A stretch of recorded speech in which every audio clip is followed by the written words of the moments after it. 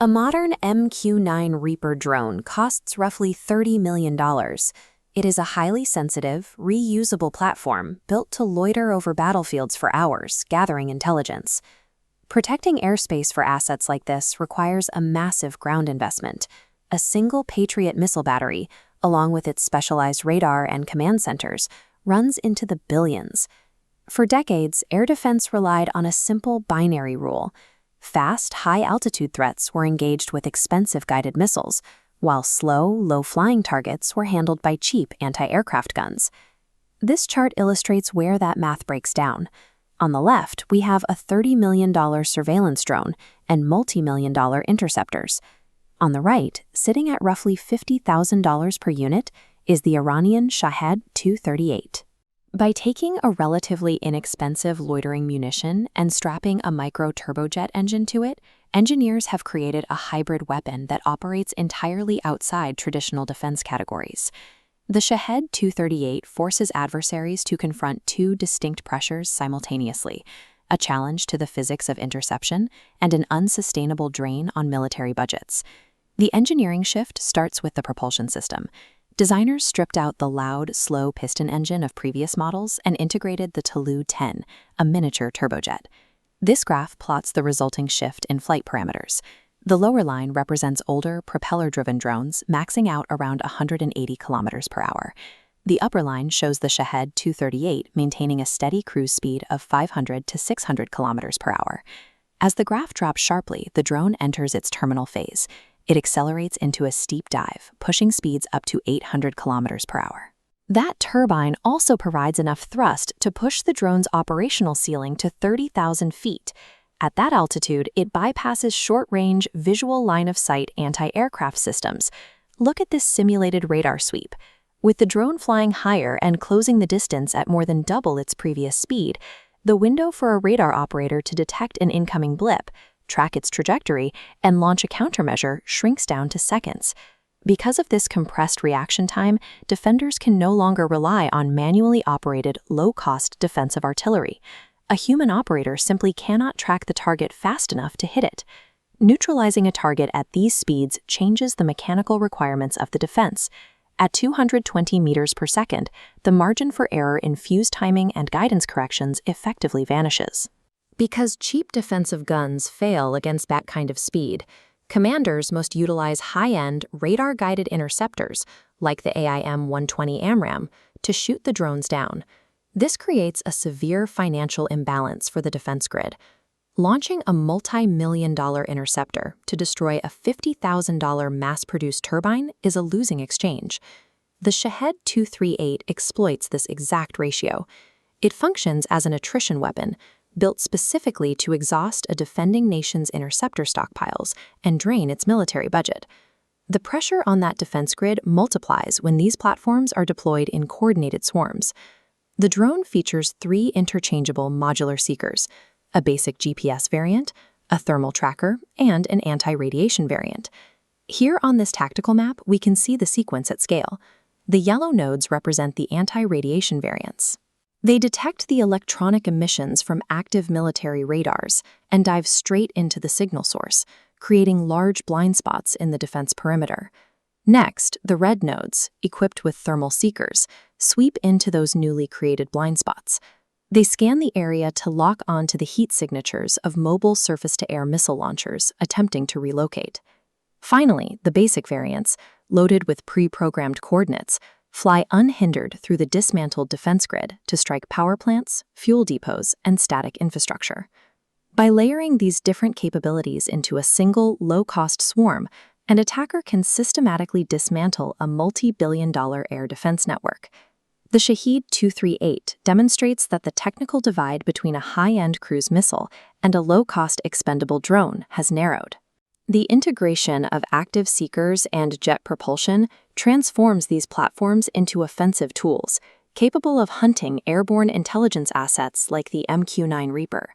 Firing million-dollar interceptors from a limited inventory to counter mass-produced jet swarms creates a depletion rate that traditional logistics cannot sustain. To reset the cost-per-kill ratio, defense researchers are prioritizing technologies that move faster and cost less than kinetic missiles. Systems like directed energy or lasers provide a virtually unlimited magazine at a fraction of the cost per shot, neutralizing the financial advantage of the swarm. In the modern arms race, volume and velocity have become as decisive as technical sophistication. Affordability is no longer just a budget concern, it is a primary strategic weapon. Look at the difference in these two flight profiles. On the left is a legacy Shahed-238 loitering munition, propelled by a piston engine and maxing out at roughly 180 kilometers per hour. On the right is the Shahed-238, equipped with a jet exhaust and accelerating into a terminal dive at 800 kilometers per hour.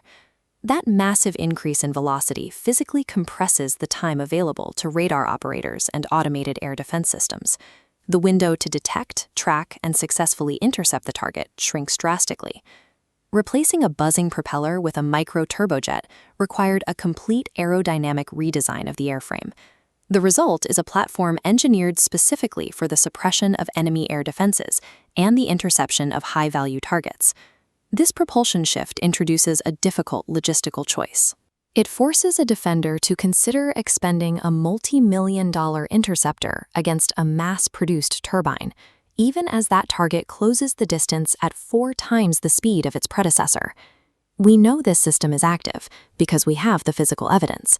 Operating under the Russian designation M237, wreckage of this dark gray delta wing platform has already been recovered from conflict zones like Ukraine. If you examine the structural remains, the modifications required for jet propulsion are clearly visible. The airframe features newly integrated intake structures and a reinforced exhaust section built to handle the thermal load of a turbine. While the drone carries a relatively small explosive charge of about 50 kilograms, the kinetic energy generated by an 800 km per hour impact multiplies the destructive force transferred to the target upon detonation. The recovery of these components proves that defense analysts are now dealing with an asset that drastically outpaces the traditional, slow-moving loitering munition. The fundamental catalyst driving this massive structural redesign is the integration of the Tulu-10 micro-turbojet engine into the drone's core. Integrating this turbine dictates an airframe 3.5 meters long, with a 3-meter wingspan and a 380-kilogram takeoff weight. Because a micro-turbojet lacks the static thrust to lift this mass, it relies on a JATO solid rocket booster to achieve initial flight velocity. Once airborne, the fuel capacity allows for an operational range of up to 1,200 kilometers, translating to roughly 2 hours of continuous flight time. The engineering math here produces an unusual hybrid, a weapon with the geographic reach of a conventional cruise missile, built with the economic footprint of an expendable drone. This graph maps the platform's new flight envelope. It maintains a cruising speed between 500 and 600 kilometers per hour before dropping into a steep terminal dive where gravitational acceleration pushes it to 800 kilometers per hour. Navigating these subsonic pressures required massive structural reinforcements. The design doubles the wing control actuators from 4 to 8, ensuring precise trajectory corrections against extreme wind resistance. The turbine also pushes the platform's operational ceiling to 9,144 meters, or roughly 30,000 feet. Operating at 30,000 feet places the drone completely out of range for visual line-of-sight anti-aircraft artillery and short-range air defense systems. By flying higher and faster, the drone forces defenders to bypass their cheapest countermeasures and fire highly sophisticated radar-guided surface-to-air missiles at a mass-produced target. But velocity without accuracy is useless. The system requires a guidance package capable of functioning through heavy electronic warfare and signal jamming. The baseline navigation relies on a fused system combining GPS, an inertial navigation system, and a global navigation satellite network. This redundancy ensures the drone maintains its course, even if external satellite signals are completely severed. The tactical value lies in its modular payload architecture. As illustrated here, the nose cone can be swapped out, effectively creating 3 distinct weapon variants dictated by different sensor packages. The basic blue variant relies entirely on pre-programmed coordinates. It functions as a blunt instrument designed to saturate fixed infrastructure targets. The red variant is equipped with an imaging infrared, or IIR, thermal seeker. This allows it to autonomously identify and lock onto the heat signatures of moving targets, like an armored convoy, during the final moments of its flight. The yellow anti-radiation variant carries a passive radio frequency seeker.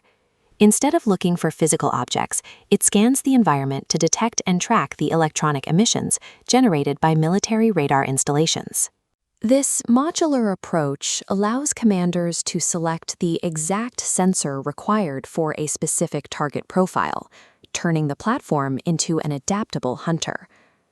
Look at this tactical map to see how smart saturation works, utilizing all three variants simultaneously against a layered defense network.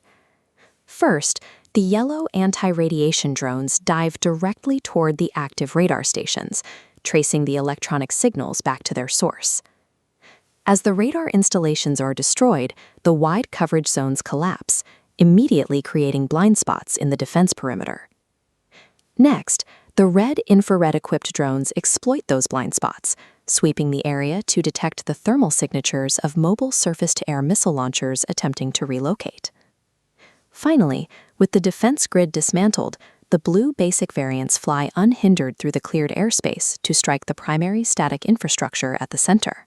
Deployed this way, the drone swarm operates as a highly coordinated tool for the suppression of enemy air defenses.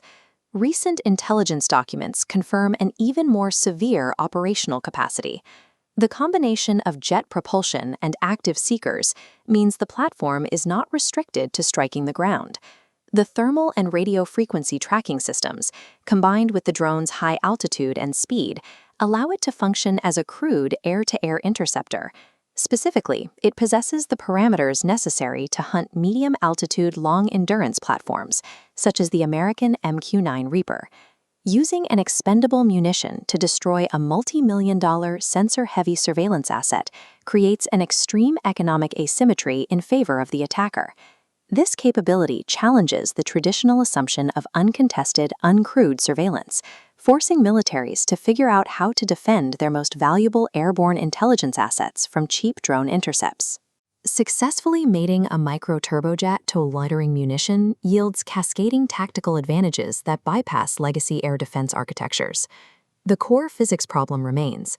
Neutralizing a target executing an 800 km/h terminal dive requires immense precision and speed from the defender. And firing expensive, limited stockpile interceptors from systems like this Patriot missile battery at mass-producible drones is economically unsustainable. The engineering of the Shahed-238 proves that military procurement is shifting towards speed, modular sensor payloads, and low-cost manufacturing.